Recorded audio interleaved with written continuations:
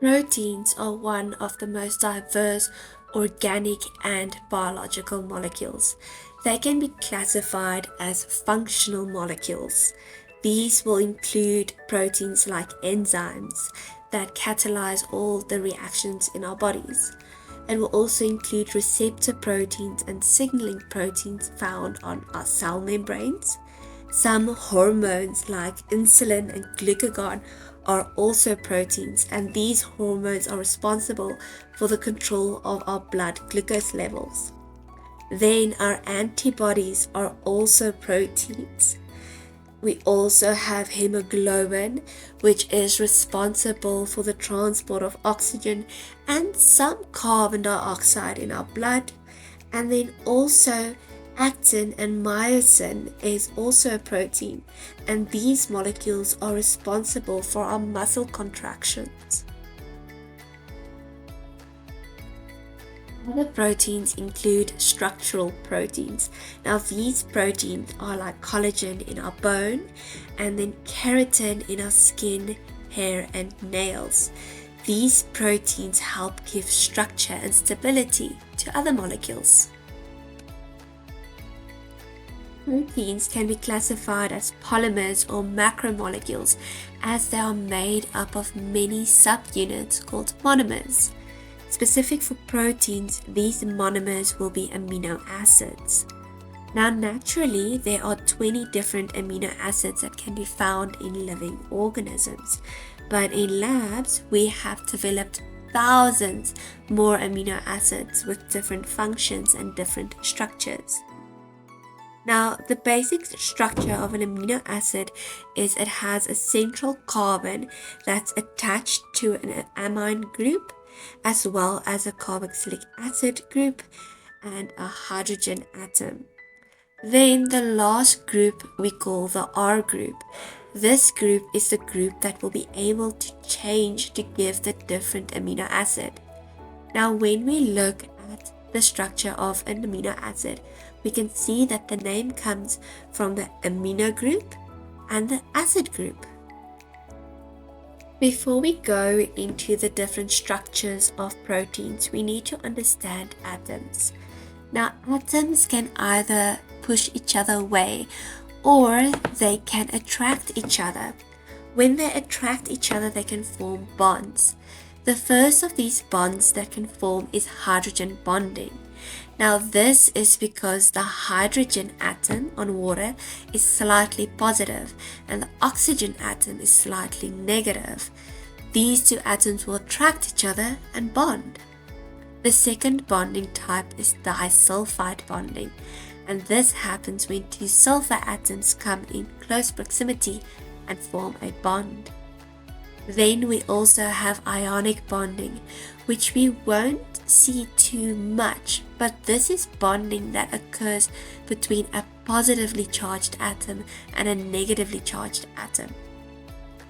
Hydrophobic interactions, which is our last type of interaction, occurs when water molecules push away hydrophobic atoms.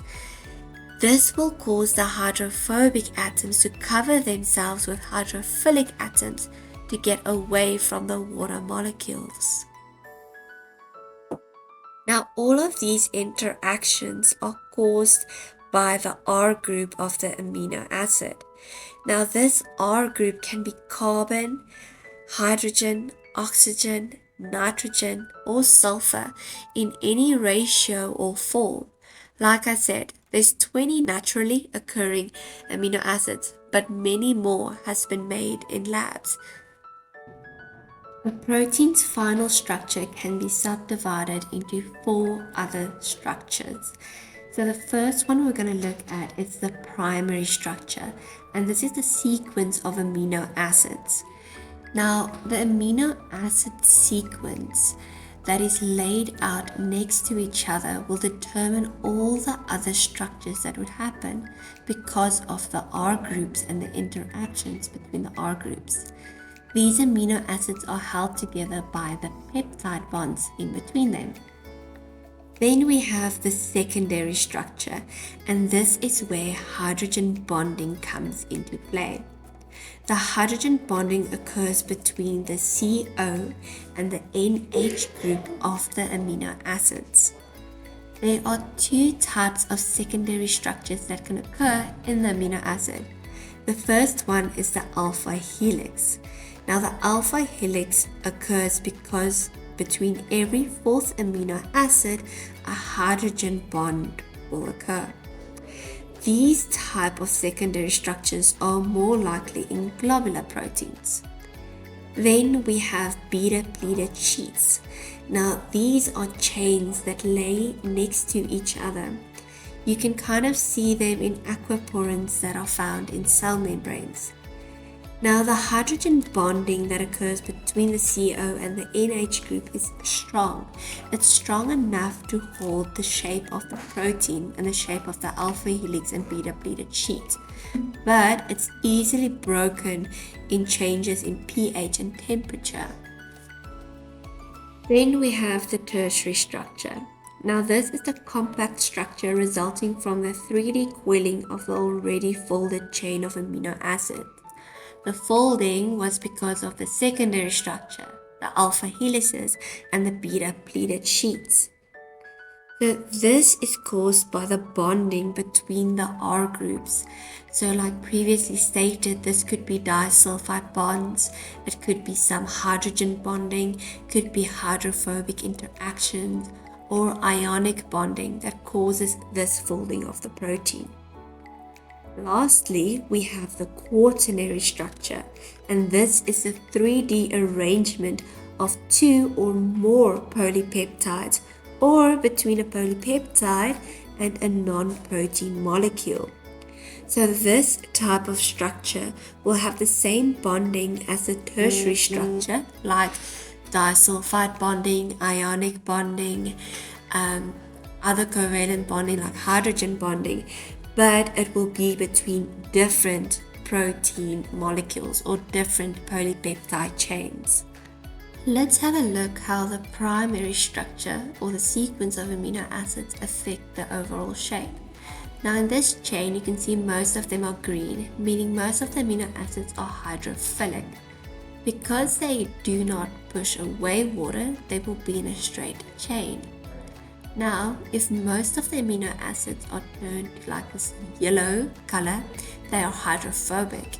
You can see all the amino acids will clump together and try and get away from the watery environment. We can then go and change this one amino acid to a cysteine. Because there are now two cysteine molecules in close proximity, they will cause a bond between them called a disulfide bond. This will keep the two molecules together. If we then go and change each amino acid back to a hydrophilic amino acid so that the chain stretches out, we can see that these two cysteine amino acids will still be in close proximity to each other with the bond, keeping that little loop shape. Now, proteins can be classified into two subgroups, namely globular and fibrous. Now, I'm going to explain the difference between these two subgroups using examples. We're going to start with hemoglobin. Now, hemoglobin is a globular protein, which is an oxygen-carrying pigment found in vast quantities of red blood cells. It has a quaternary structure because it has 4 polypeptide chains. These chains are called globin proteins. We have 2 alpha globins and 2 beta globins, and each of these subunits has a prosthetic hem group. Now, the 4 globin subunits are held together by disulfide bonds and are arranged so that their hydrophobic R groups are facing inwards. This will help to keep the 3-dimensional spherical shape of the protein. And then their hydrophilic R groups are facing outwards. These hydrophilic groups will be able to form hydrogen bonds with the watery surroundings, and this will maintain the solubility of hemoglobin. Now, the prosthetic hem group contains an iron 2 ion, Fe2+, plus. Now, for the biology students that don't understand what the 2 plus in Fe means, it means that it has lost 2 electrons. So it has 2 electrons less than a normal iron. It is able to reversibly combine with oxygen molecules to form oxyhemoglobin, and this will result in hemoglobin appearing bright red. Each hemoglobin with the 4 hem groups can therefore carry 4 oxygen molecules. This means that there would be 8 oxygen atoms per hemoglobin molecule. Here we have a 3-dimensional representation of a hemoglobin molecule. The first thing we can see is the secondary structure, which is the alpha helixes, which are very prominent in this image. As we zoom in, we can then also see these stick and ball figures. Now these are the R groups of the amino acids that are sticking out. This gives us some idea of the primary structure, which is the sequence that the amino acids are in. We can see these dotted lines show how the R groups interact with each other and form bonds. This will help with the tertiary structure of this hemoglobin molecule, kind of folding the already coiled and folded shape into a 3-dimensional structure. This 3-dimensional structure is very important for the functioning of hemoglobin. This shape is very specific. If any changes occur to the sequence of amino acids in the subunits, this can result in the properties of hemoglobin changing. This is what happens in people that have sickle cell anemia. One base pair is changed, that amino acid is changed, and it changes the whole shape of the hemoglobin molecule. Hemoglobin is responsible for binding oxygens in the lungs and then transporting the oxygen to tissues for aerobic respiration. Now, as oxygen is not very soluble in water, and hemoglobin is because of the hydrophilic R groups on the outside of the molecule, oxygen can be carried more efficiently around the body when bound to hemoglobin. The presence of the hem group that has the iron enables small molecules like oxygen to be bound easily. This is because each oxygen molecule binds to it. This will then alter the quaternary structure slightly due to the alterations in the tertiary structure of the polypeptide, which causes hemoglobin to have a higher affinity for the subsequent oxygen molecule, and thus they will bind more easily. We will go through this in more detail when we do transport in mammals. We then have collagen, which is our structural, fibrous, insoluble protein. Now, collagen is formed from 3 polypeptide chains, closely held together by hydrogen bonds to form a type of triple helix known as a tropocollagen. Now, each polypeptide chain has a helix shape, but this is not the alpha helix as a secondary structure shape, rather a helix shape because of the tertiary structure. This helix shape contains about 1,000 amino acids, with glycine, proline, and hydroxyproline being the most common. In the primary structure of collagen, almost every third amino acid is glycine. Glycine is the smallest amino acid, with its R group only containing 1 hydrogen. Now, glycine tends to be found on the inside of the polypeptide chain. This allows the 3 chains to be arranged closely together, forming this triple helix structure. Along with the hydrogen bonding between the 3 chains, there are also covalent bonds present. Covalent bonds also form crosslinks between the R groups of the amino acids in interacting triple helixes. When they are arranged parallel to each other, the crosslinks hold the collagen molecules together to form fibrils. The collagen molecules are positioned in the fibrils so that there are staggered ends. This gives the striated effect seen in electron microscopes. Here's an electron micrograph showing collagen fibers. Now, collagen can be found in the connective tissues like tendons, cartilage, ligaments, bones, teeth, skins, the walls of our blood vessels, and in the cornea of our eye. This electron micrograph is specifically in a patient that has glaucoma. Collagen has a few functions. It is a flexible structural protein that forms our connective tissues. The presence of the many hydrogen bonds that are within the triple helix structure of collagen results in a great tensile strength. This enables collagen to be able to withstand large pulling forces without stretching or breaking, just like in our tendons.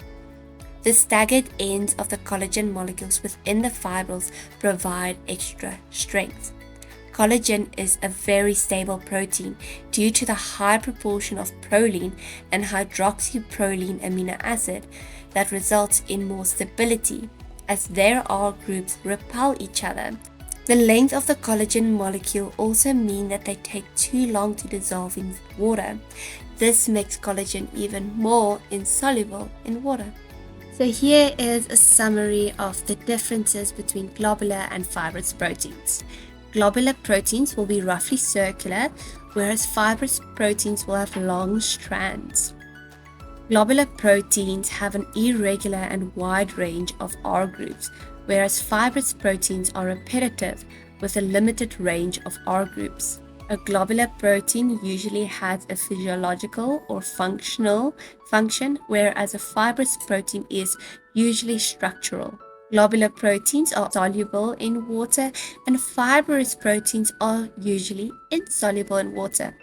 Now, globular proteins include haemoglobin, enzymes, insulin, and immunoglobulins, whereas fibrous proteins include collagen, keratin, actin, and fibrin.